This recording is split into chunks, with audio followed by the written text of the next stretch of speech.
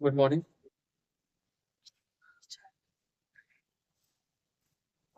हड़प्पा हो गया, दिल्ली सल्तनत हो गया, और क्या हो गया? जैन बौद्ध का एमसीक्यू हो गया ना। और 200 एमसीक्यू आप लोग को हो गए थे। 1550 प्लस स्टार्ट हो गया था आज से। आज हम चलते हैं मुगल काल। तो सबसे पहले मुगल काल की शुरुआत होती है भारत में 1526 में। और 1526 में पानीपत की युद्ध हुआ। हम्म। हम लोग जब दिल्ली सल्तनत पर गए थे तो उसमें लोधी वंश का समाप्ति हुआ था। तो लोधी वंश में आखिरी शासक था इब्राहिम लोधी।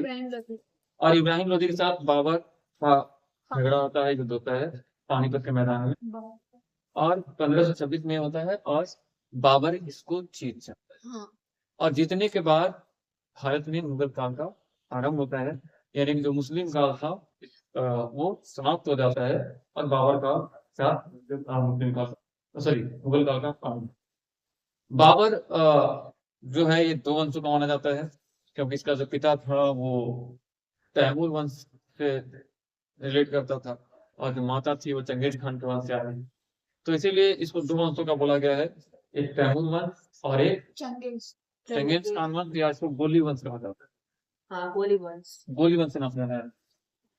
और सबसे पहले कि मुगल भारत में क्यों, आपसे अगर पूछा जाएगा तो मुगल भारत में क्यों आए। संजू, आप उल्टा मत है क्लास में, इससे गलत बात। हाँ ठीक है, इससे गलत बात है। वो सिग्नेचर कंपनी का खानी थी। सिगरेट ही बोलते थे इससे बड़े। सिगरेट तो नेहा जो भैया होकर। खैर ये सब मस्ती की बात थी, चॉकलेट खा रही थी इसलिए मैंने बोला चॉकलेट नहीं खा। तो सबसे पहले कि मुगल काल भारत में क्यों आया, या बाबर ने भारत से आक्रमण क्यों किया, क्यों उसने इब्राहिम लोदी को हराया, और क्यों भारत पे वो कब्जा करना चाहता था, समाज को खराब करना चाहता था।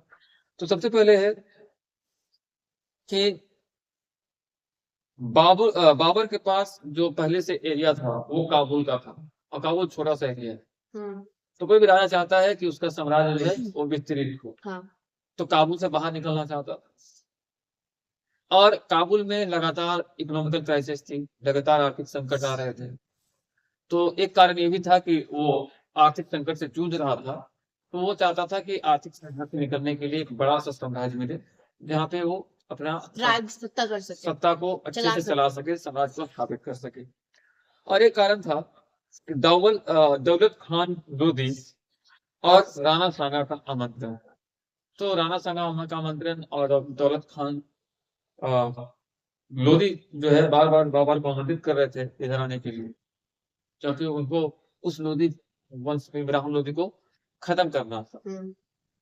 और भारत की उपजाऊ भूमि, राजनीतिक अस्थिरता, बहुत सारे, देखिए क्या होता है ना कि अगर आपके यहाँ पॉलिटिकल अनस्टेबिलिटी होगी, राजनीतिक रूप से अस्थिर होगा स्टेट, तो इकोनॉमिकल क्राइसिस भी आएंगे, गरीबी भी आएगा, बेरोजगारी भी आएगा। सपोज करके आज आप किसी और की सरकार दिख रहे हो, कल किसी और को देखोगे तो आप खुद में कंफर्म नहीं रहोगे कल क्या होने वाला है। और ऐसे में जो बिजनेस आइकॉन होते हैं या बड़े लोग होते हैं वो इन्वेस्टमेंट करने से डरते हैं। और ऐसे कंडीशन में तीसरे लोगों को मौका मिलता है। ईस्ट इंडिया कंपनी भारत में क्यों आएगा? मीर जाफर की चाहत थी कि वो राजा बने, ये तो ईस्ट इंडिया कंपनी की इंटरेस्ट नहीं होती। मीर जाफर भी चले गए और सिराजुद्दौला के चले गए। तो वही कंडीशन यहाँ पे है। चलिए शुरू करते हैं। सबसे पहले होता है 1526 में पानीपत का युद्ध, और ये होता है प्रथम पानीपत का युद्ध बाबर और इब्राहिम लोदी के बीच। और इस युद्ध में पहली बार बाबर ने तोप खानों का प्रयोग किया। तोप खान का मतलब तोप अच्छा, तोप वो बारूद का प्रयोग किया था, और जंजीरबद्ध घोड़ों का प्रयोग किया था। मतलब घोड़ा जो था युद्ध में प्रयोग किया था जंजीर वाला घोड़ा। अगर आप फोटो मोबाइल आप से तो देख सकते हैं। तो पहली बार इस किसी युद्ध में भारत में तोप का यूज किया गया और जंजीरबद्ध घोड़ों का यूज किया गया। और एक तो ये चीजें हैं, और इसका परिणाम ये हुआ कि बाबर युद्ध को जीत जाता है, दिल्ली सल्तनत का अंत होता है और मुगल सल्तनत का प्रारंभ होता है, स्थापना स्थापना हो जाता है। तो इसमें पिन पॉइंट क्या है, दिल्ली सल्तनत का कब हुआ, मुगल काल प्रारंभ कब हुआ, और प्रथम बार यहाँ पे तोफाना का प्रयोग किया गया, किसके द्वारा, बाबर के द्वारा। जंजीरबद्ध घोड़े का प्रयोग किया गया, किसके द्वारा, बाबर के द्वारा। बाबर। उसके अगले ही साल युद्ध हो जाता है खानवा में। अब खानवा की बात करते हैं तो अभी जोड़ वाला खानवा मत समझ लीजिएगा, खानवा दूसरी जगह का है। और खानवा में युद्ध होता है बाबर का राणा संगा के साथ। तो सांगा जो है वो मेवाड़, बूंदी, अजमेर आदि मिला के राजपूतों की एक ज्वाइंट सेना बनाता है, ज्वाइंट आर्मी बनाता है, संयुक्त सेना बनाता है। 4-5 स्टेट का मिला के एक ज्वाइंट सेना बनाता है। लेकिन बाबर क्या है, इसमें टुलुकमा और अरबा तकनीक का प्रयोग करता है और खुद को गाजी घोषित कर लेता है और राणा सांगा को भी हरा देता है। तो खानवा के युद्ध में बाबर जीत जाता है, राणा सांगा को हराया। राणा सांगा को ही नहीं, वो उसके ज्वाइंट जो 3-4 स्टेट के राजा थे उनको भी हार नहीं, क्योंकि उनकी सेना अगर इन्वॉल्व थी तो डायरेक्ट या इनडायरेक्ट रूप से वो भी इन्वॉल्व थे। लेकिन एक बेसिकली युद्ध था राणा संगा वर्सेस बाबर का, और बाबर यहाँ पे पुनः जीत गया। खनवा का युद्ध में। हाँ, उसके बाद 1528 में चंदेरी का युद्ध में का युद्ध होता है, और चंदेरी के युद्ध में बाबर इनका मुकाबला होता है बाबर का मेदिनी राय सांगर के साथ। अब मेदिनी राय सांगर इसलिए सॉरी खंगार इसलिए लिख रहे हैं कि मेदिनी राय दो हैं, एक पलामू के भी मेदिनी राय और एक ये मेदिनी राय। तो यहाँ पे आपको कंफ्यूजन ना हो, और आई थिंक हमको लगता है मेदिनी राय जीत गए थे, बाबर को यहाँ पे मेदिनी राय ने हरा दिया। तो बाबर की एकमात्र हार थी। बाबर जी हार। हाँ, एक करेक्ट, अब एक बार थोड़ा डाटा के लोगों को डाउट लग रहा है, बाबर जीते थे हारे थे 1528 में चंदेरी का युद्ध। हाँ, एक बार इसको कंफर्म कर लो। लेकिन मुझे जहाँ तक याद आ रहा है मेदिनी राय इसमें जीत गए थे और बाबर की यहाँ पे हार हुई थी, और शायद बाबर की एकमात्र हार मानी जाती है। ठीक है, चेक कर लीजिए। चंदेरी खान के युद्ध कौन बोलो मेरी राय से चंदेरी के युद्ध में बाबर मुगल साम्राज्य मेदिनी राय हार गए थे। मेरी राय हार गए थे, बाबर जीत सॉरी गया था। मेरी राय यहाँ भी हार गए थे और बाबर जीत गए थे।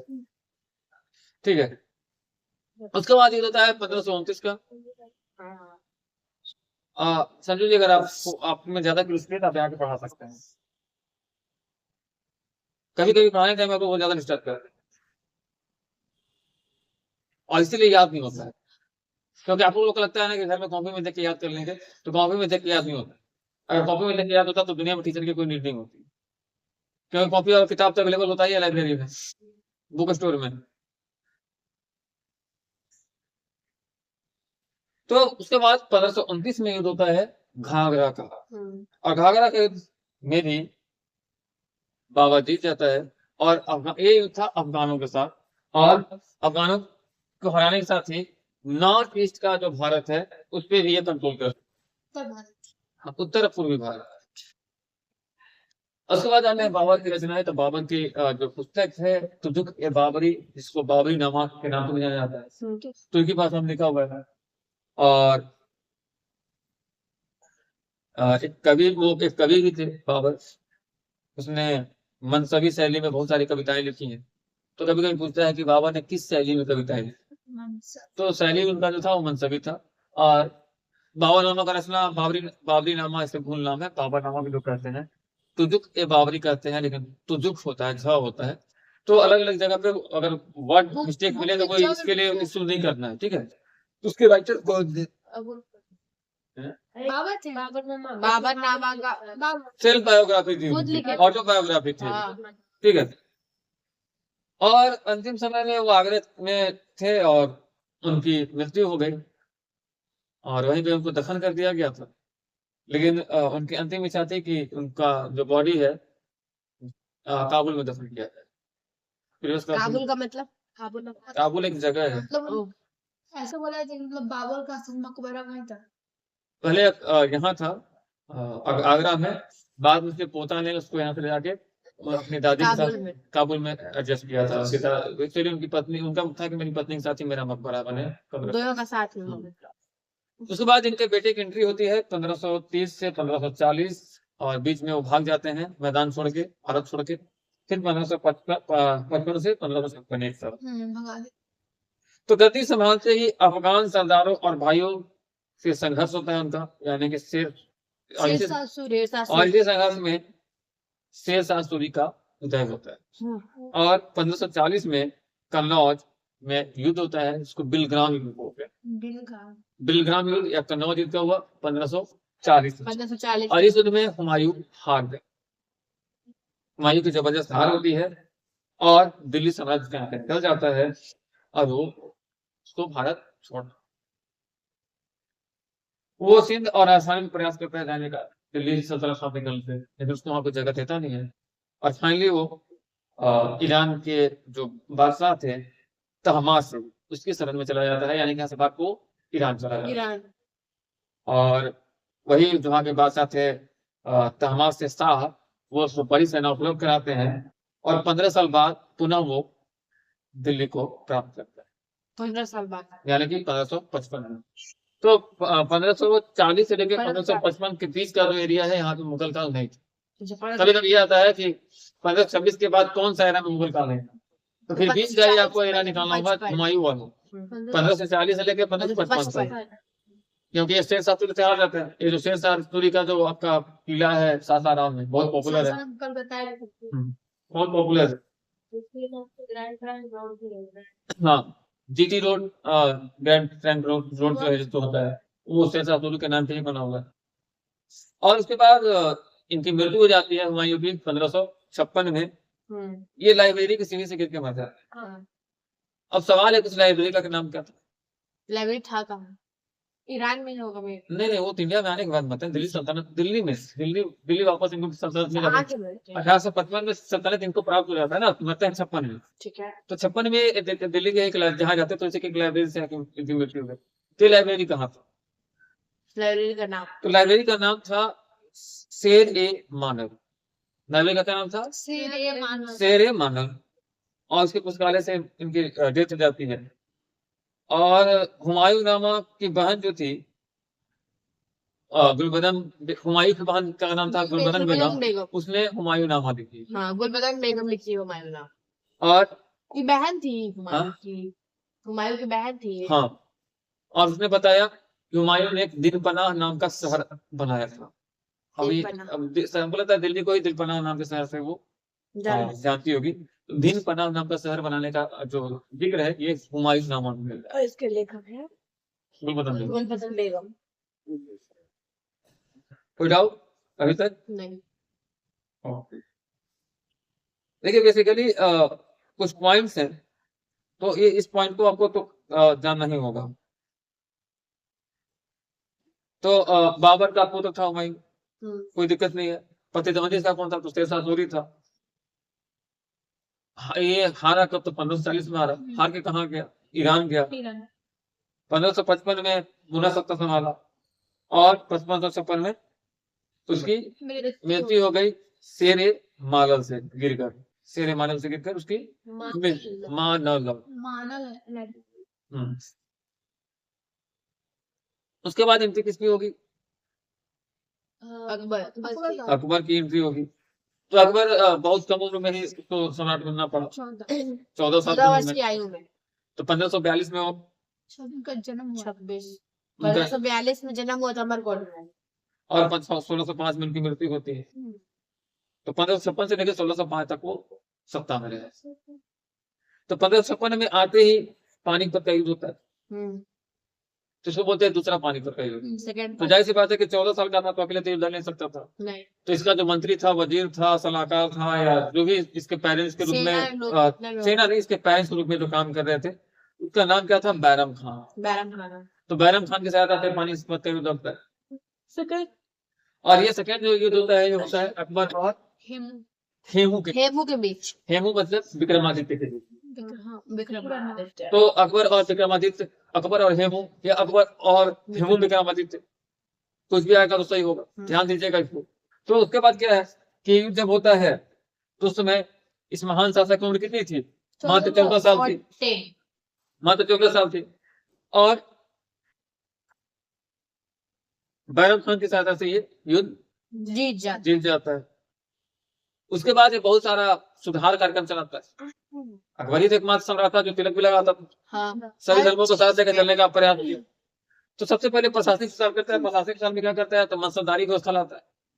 मनसबदारी मतलब मनसब पद की नियुक्ति होती है। मनसब को दो भागों में बांटा गया, एक है जाट और एक है सवार। सवार। इसमें सवार जो थे 33 से लेकर 5000 तक होते थे। हाँ, जिसके पास जितना अत्यधिक, जितना ज्यादा उतना उसके अफसर का। तो मनसबदारी व्यवस्था भी इसमें आपको आके इंक्लूड होगा। मनसबदारी व्यवस्था कितने लाई था अकबर ने लाई। अकबर के दौरान मनसबदारी कितने भागों में विभक्त है, तो दो। जाट और सवार दो भागों में विभक्त है। जाट सवार। ठीक है। उसके पास उसके बाद सुलह कुल नीति लाता है। सुलह कुल नीति क्या था, ये आपको अकबर के द्वारा बताया गया। उसके बाद एक धार्मिक नीति लाता है। धार्मिक नीति क्या थी, तो धार्मिक नीति के अंदर दीन इलाही की शुरुआत करता है। इबादत खाना बनाता है वो फतेहपुर सीकरी में। उसके बाद राजस्व नीति लाता है। टैक्स के लिए पैसा चाहिए ना। राजस्व नीति में टोटल मल का जो भूमि व्यवस्था है, जिसको जब्ती बांझ प्रणाली के नाम से जानते हैं, ये आता है। और मेजरमेंट मापने का तरीका क्या था, तो इलाही गज इसको बोलते थे। अकबर काल में जो मापने का तरीका था वो क्या था, इलाही गज के नाम से जाना गया था।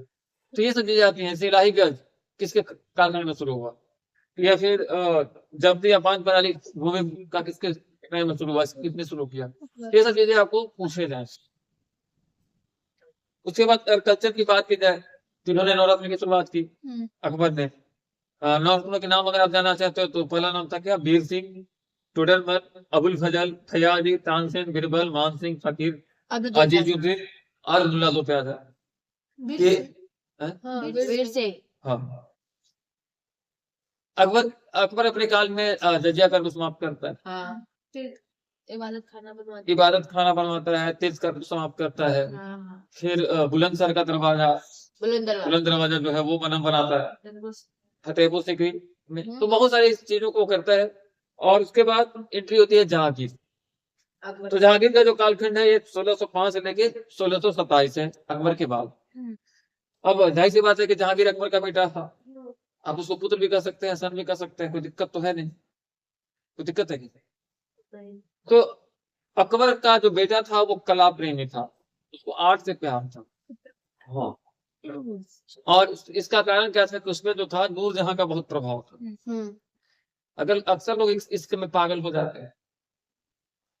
आधे अगर आप आगरा और कांके के पागल खाने में चले जाओ, तो आधे लोग वही मिलेंगे जो इश्क में पागल है, प्यार में पागल। नहीं, प्यार में कोई पागल नहीं होता है। दरअसल है क्या ना कि इसको प्यार में क्या अंतर? प्यार जो है वो हर इंसान को होता है। इश्क जो होता है इसको उसे कहते हैं तो प्यार हद से गुजर जाए। इसको बोलते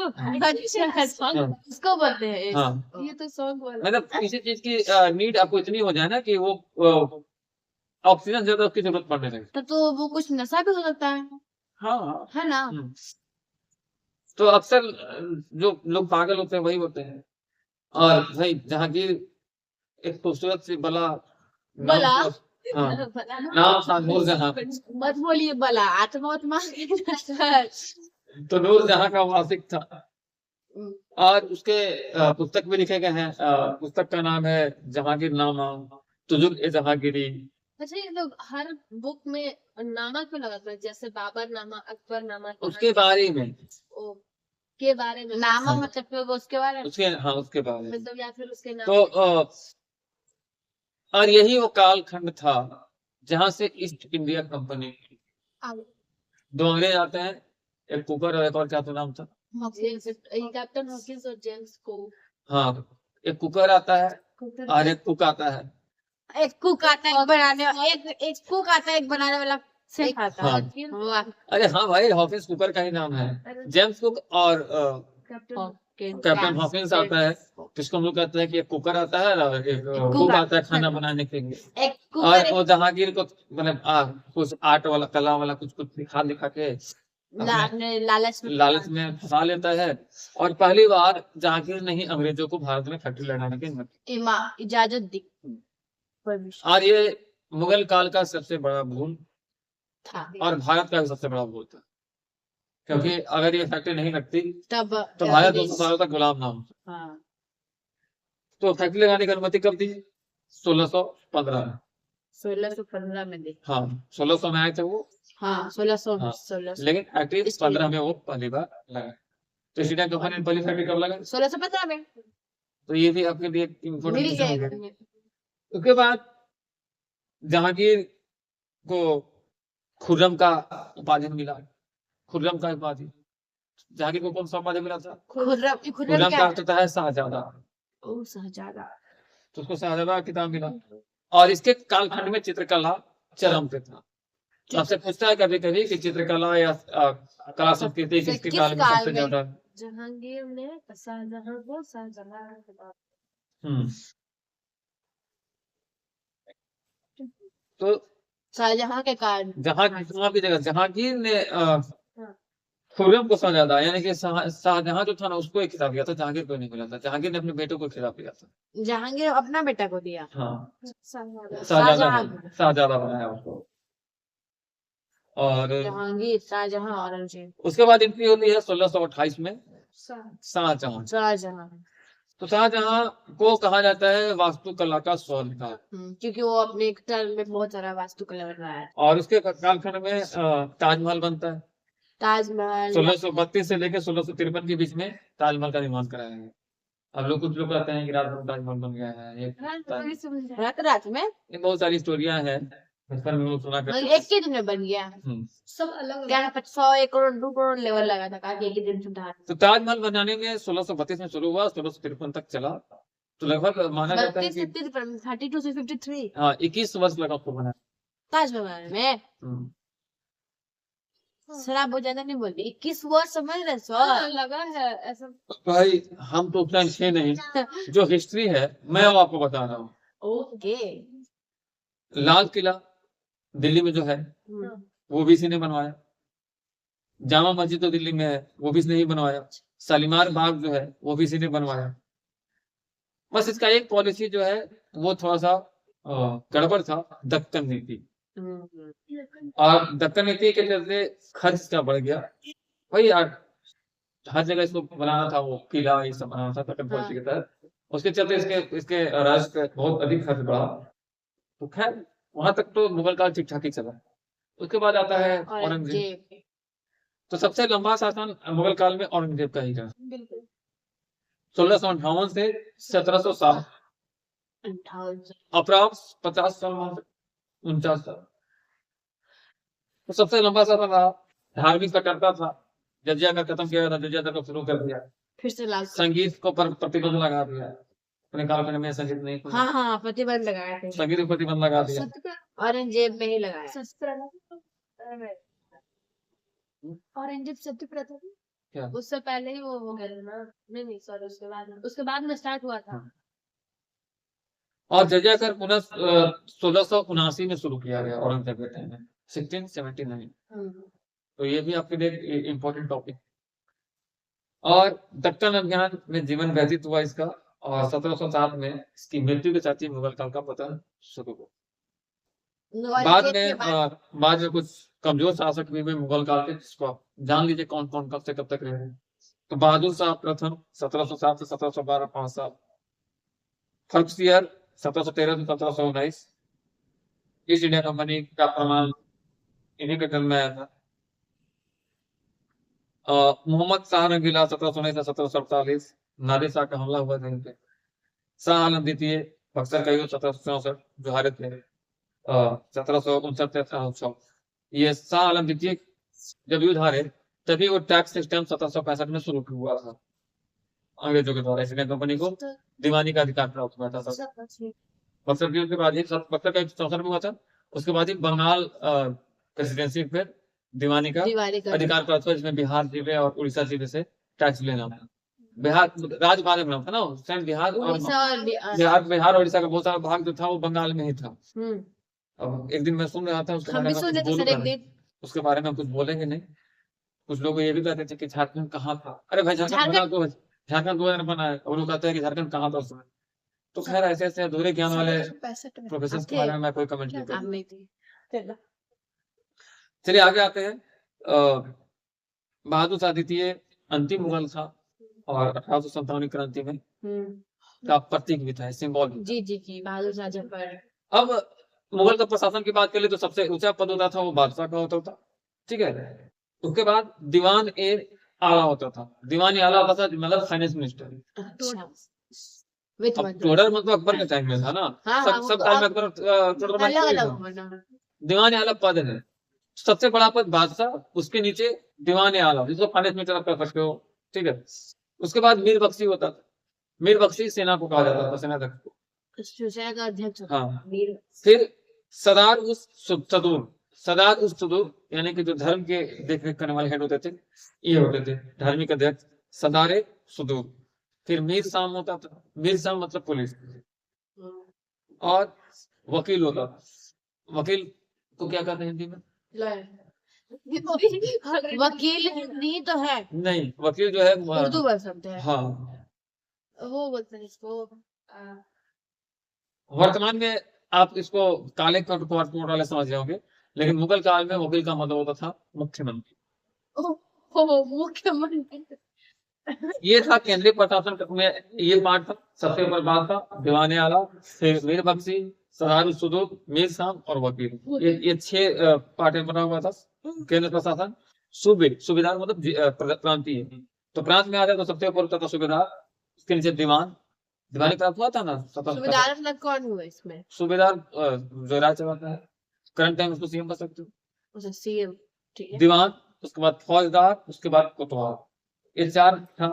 इकोनॉमी की बात की जाए, अर्थव्यवस्था की बात की जाए तो मुख्य कृषि पर आधारित थी, और इसमें जमींदारों की भूमिका थी।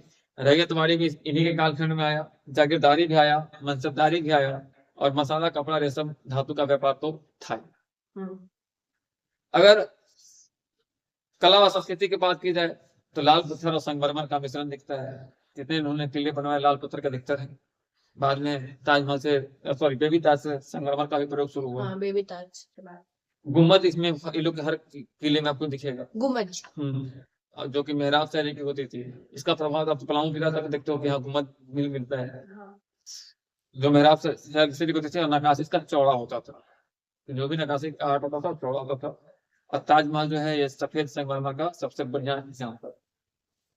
चित्रकला की बात की जाए तो जहांगीर काल में चरम पे था, प्राकृतिक पेंटिंग पे उन्होंने ज्यादा फोकस किया, नेचर पे ज्यादा नेचर focus किया। पेंटिंग।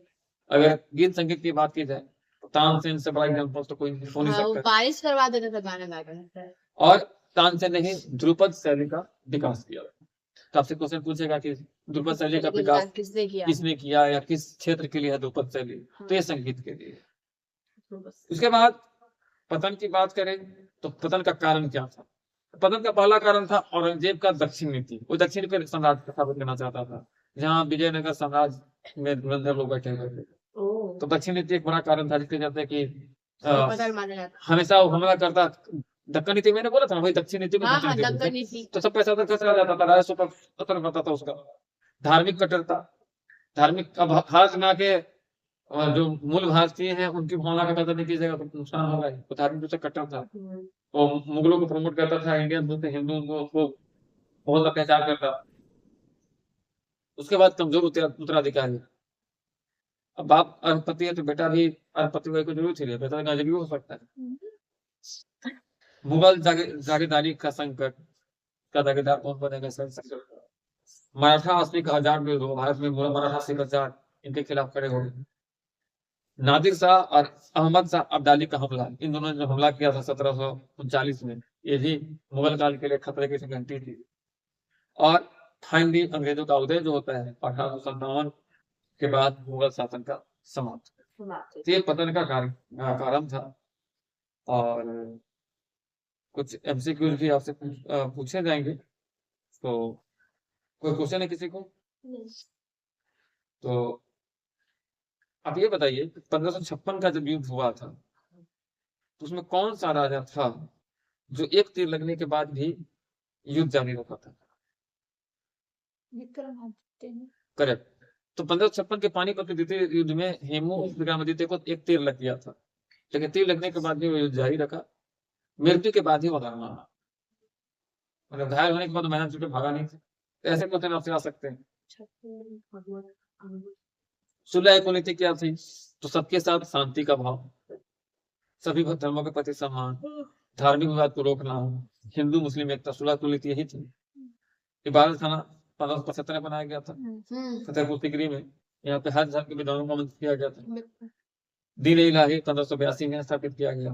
यहाँ पे सभी धर्मों को सर्वश्रेष्ठ तत्वों को लिया गया, जजिया का कर समाप्त किया गया, राजनयिक स्थिरता और शांति ज्यादा अनुयायी थे।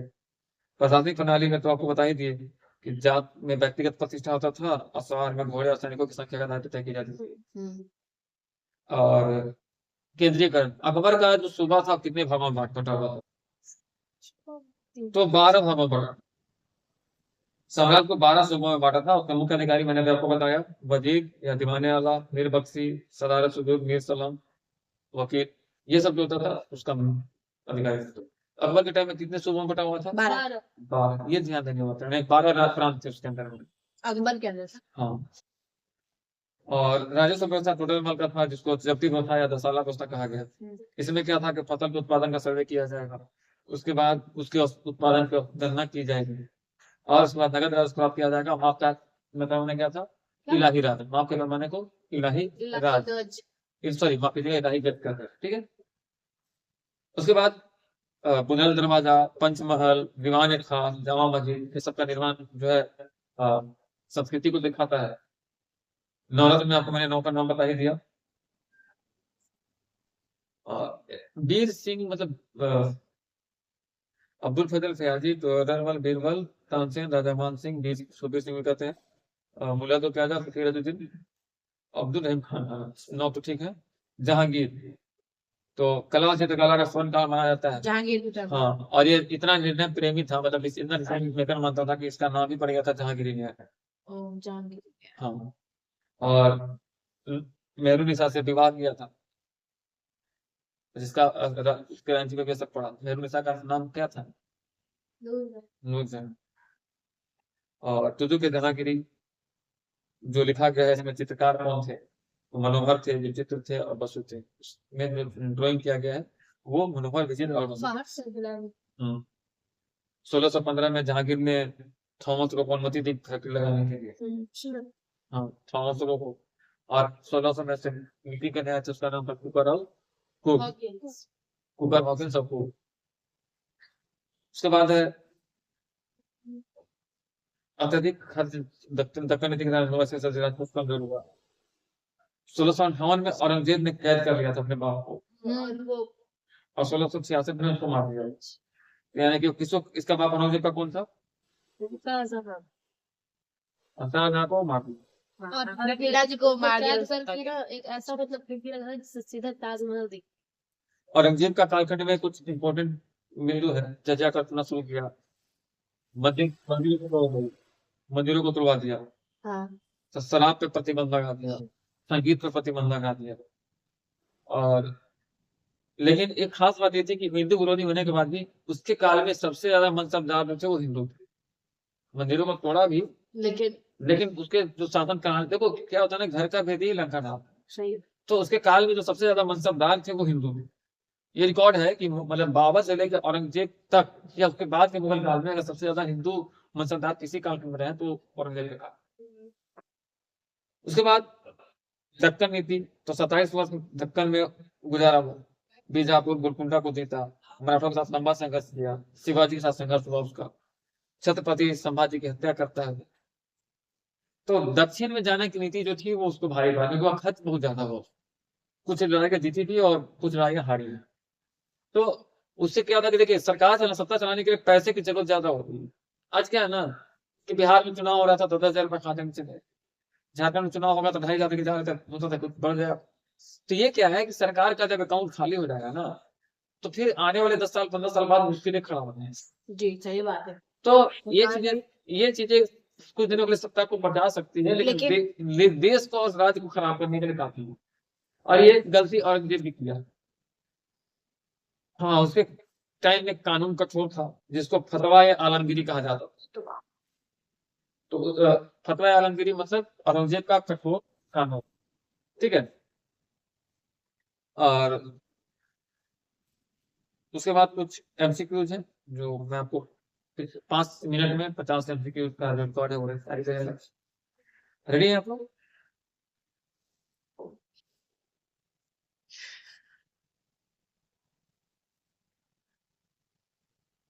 रेडी है? ओके। तो शुरू करते हैं।